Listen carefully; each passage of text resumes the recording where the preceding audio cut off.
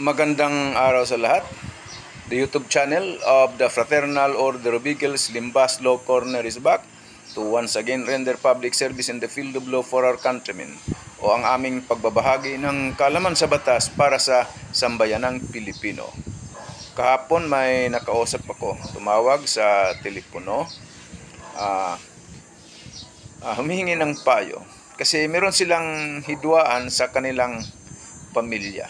Miyembro lang ng pamilya na medyo may mga kayamanan itong mga to. Kaya pinag-aawayan yung paghahati ng kayamanan nila. Tapos yung isa sa mga miyembro ng pamilya sinasabi na, nako, wag mo nang sampahan ng kaso si ganyan. Bakit? Mahirap na kasi hawak niya yung mga fiskal at saka mga judges sa lugar na yan. Wala kayong kalaban-laban, hawak niya. Okay, hawak niya. Ano yun? Sino pala itong Pilatong ito? Mga kababayan, pag nakarinig kayo ng tao na nagsasabing gano'n, na malakas siya sa fiskal, sa judge, huwag kayong maniwala.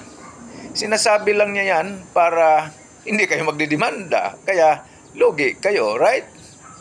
Huwag niyong paniwalaan yung mga ganong klaseng tao.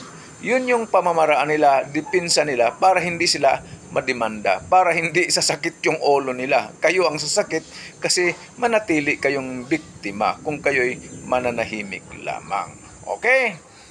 Sana nakapaglingkod na naman itong aming club sa ganitong bagay lamang. Itong, anong pangalan nga pala ng club namin?